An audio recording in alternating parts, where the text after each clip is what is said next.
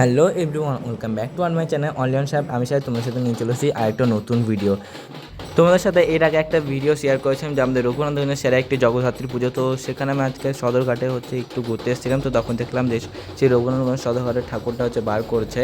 তো সেই জন্য আমি ভাবলাম তোমাদের সাথে তাহলে একটা ছোট্ট একটা ভিডিওর মাধ্যমে তাহলে শেয়ার করে যাক। দেখো, জগদ্ধাত্রী পুজো তো শেষ, অনেক দিনই হলো।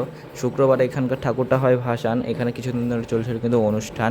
আর দেখো, এদিকে কিন্তু বক্স বাজনা ঢাক সবই কিন্তু চলে এসেছে। আর এদিকে দেখো, মাকেও কিন্তু বের করে নিয়েছে।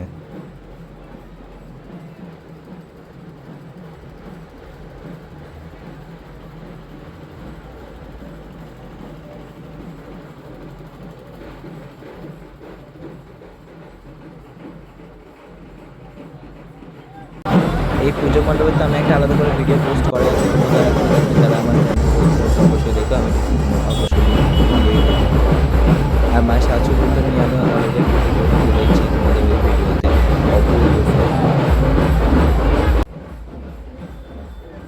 বক্স এখানে দেখো ফাইটার লাইট আর বিভিন্ন ধরনের লাইটগুলো মারছিল, কিন্তু দেখতে কিন্তু দারুণ সুন্দর লাগছিল। আর গোটা রঘুনাথগঞ্জের সব লোকজন কিন্তু এই ভাসানে কিন্তু যায়।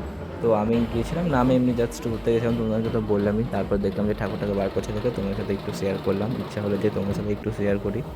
অবশ্য আমি শর্ট ভিডিওতে পোস্ট করেই দিয়েছি, তোমরা অবশ্য অনেকজন দেখেও নিয়েছো।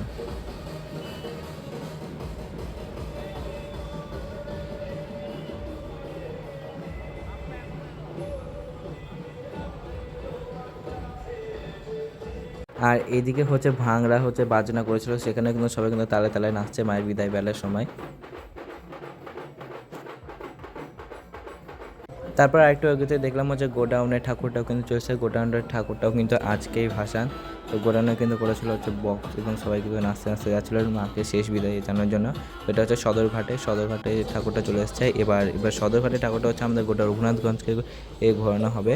তারপরে ভাসান হবে সদরঘাটে এসে। মাও কিন্তু এখন বেরিয়ে গেছে আমাদের গোটা রঘুনাথগঞ্জবাসীকে দর্শন দেওয়ার জন্য।